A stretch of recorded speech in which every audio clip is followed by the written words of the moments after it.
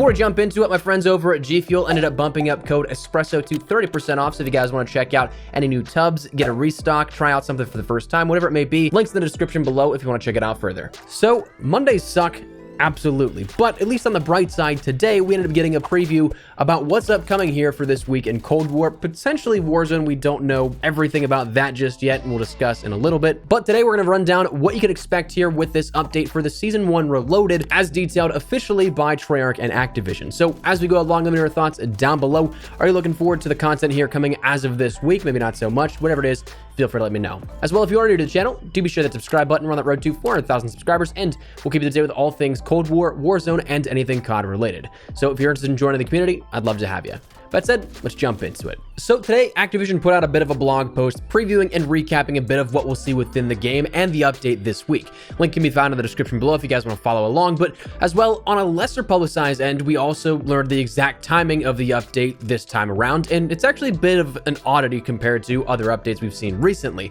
We normally see these updates, or at least pre-COVID, happening in the afternoon for the East Coast, 10 a.m. Pacific time, 1 p.m. Eastern, and 6 p.m. UK, right? Then in the last couple of months, we saw it shift to overnight at 11 p.m. Pacific time, 2 a.m. Eastern, and then like 7 a.m. UK. Well, this one's kind of a combination of both, because from Treyarch, it apparently is going to be an update itself that goes out overnight at 11 p.m. Pacific. Then the content itself will be live same time for the most part, but as we'll mention again here in just a little bit talking about zombies, the Easter egg for zombies will be delayed until 9 a.m. Pacific, 12 p.m. Eastern, and 5 p.m. GMT of Friday the 5th, an entire day later to give equal starting points for all players involved. So the entire thing kind of seemed also to be like a moving target, because all throughout the day there were reports of multiple times being thrown out, which suggested all of it would be happening overnight. It suggested it'd be happening in the afternoon, and then also suggested a little bit of both, with the update itself going out overnight and the content releasing later in the afternoon. But it seemingly all now is going to be overnight, but then the Easter egg is going to be delayed until the next day, again, to give that equal playing ground to all players. That should be your final answer here at this one. But as for the content that comes along with it, for the MP, the big lead off this week is that of Express, the classic making a return to Cold War, which the more I think about it, the weirder it is to see a futuristic high-speed rail system set in the 80s, something that in canon was 45 years in the future, now set 45 years in the past.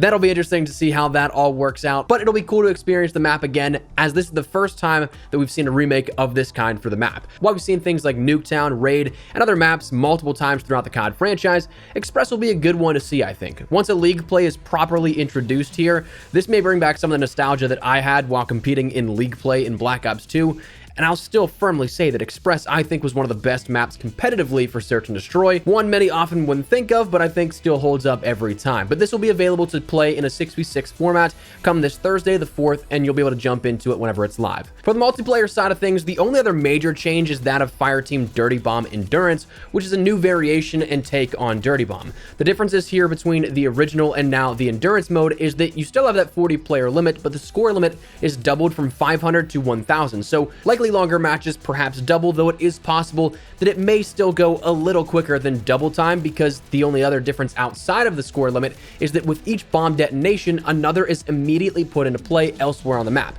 meaning that there's a constant 5 dirty bombs on the playing field to be prepped and armed, as opposed to 5 whittling down to 0, then a restock of another 5. It's always going to be 5, so likely no more huge fights over that last bomb as you'd see normally. That normally spells chaos or some heroics to set the bomb off, but that's the differences here with that, and that'll be introduced this week. But on the zombie side, that's really where things take off and where a lot of the focus is with this. Firebase Z, of course, is locked and loaded here for this week and this update as well, coming along immediately as playable, but again, that Easter egg being held off until 9 a.m. Pacific as of Friday the 5th.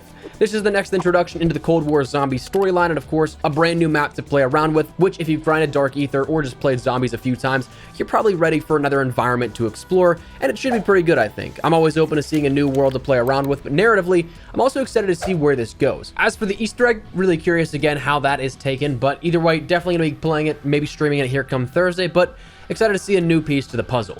Also, we do have the return of Tombstone Soda coming back within Cold War as a new perk available within the Wonder Fizz machine on D Machina, and also as its own separate perk with its own machine in Firebase Z. This is going to be a little bit different than the original formatting of the perk, as there's that 3 Aether tiers to end up playing around with in perks in Cold War, with tier 3 granting you what you remember from Black Ops 2, and then a new ability like turning yourself into a shadow while down to traverse the Dark Aether and revive yourself. So it'll be interesting to see how this plays out and affects the overall complexity and nature of perks within Cold War Zombies, but definitely looking forward to it. Dead Ops Arcade Solo Advanced Start is a new mode coming, which is, one, an incredibly long name for a mode, but is also something that sees you start with the advanced placement based upon your best solo run in Dead Ops Arcade. An interesting and niche mode, perhaps, but sounds pretty cool, especially when you go for things like Dark Ops, because leaderboards, stats, and challenges are all disabled, but the Reunited with Fidelina achievement is still active, so you get a nice head start on that one. And then finally in Zombies, we'll also see Express joining Onslaught for PlayStation users, which again is a very niche addition here because it's not available to 2/3 of the platforms the game is available on. The final thing really detailed in terms of content, there were mentions of what was coming in the shop, but that's not too important here to me. But the final thing that was introduced with this preview was the mention of double XP coming as of this weekend. It actually starts early for PlayStation users, so we see that somewhat exclusivity come into play here with that, in which for PlayStation users, it starts on the 4th at 10 a.m. Pacific time, and then we'll go through the 8th, and you'll have access, of course, to double XP for your overall rank, but then Xbox and PC players gain access at 10 a.m. Pacific time on the 5th through the 8th, making it a nice weekend to grind out if you have not reached Master Prestige yet, or you just want to grind out towards level 1000. So definitely something nice to take advantage of here if you guys want to play around in Warzone or in Cold War, or even Modern Warfare for that matter. But again, a lot of the content here that we'll see in this update coming for Cold War. Now, what's interesting is that we actually didn't get mentions of 2 big pieces of information here that I was expecting to get information on, that being League Play and also Warzone. On the League Play side of things, this is something that we saw introduced with the initial update here a couple of weeks back in that new roadmap we ended up getting, in which it said it was going to be in season, but with no specific date. So meaning that it's locked to the Season 1 time frame, but also with no update here outside of that likely happening from this Thursday to when we next see Season 2 kick off in a couple of weeks. That doesn't make a whole ton of sense. So unless League Play is that addition that comes just unannounced, we're kind of in a really weird spot with League Play and what's happening here with this. Maybe it does happen where, like a couple of the things we saw last year with Modern Warfare, was advertised in season and then it was pushed back to the next season.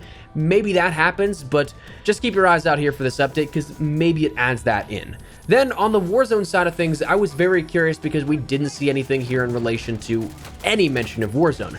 I'm not necessarily expecting anything major in terms of content additions here for Warzone being so close to Season 2. We likely won't get a new POI or anything like that, or any new Easter egg within Warzone with this update, but what I was expecting to see was some sort of mention here in terms of the technical and mechanical changes of Warzone itself, because there are a lot of things, again, right now that aren't really matching up to where they should be. There's a lot of bugs still persisting within Warzone. There's, of course, a ton of attachments that don't do what they say they do within the menus.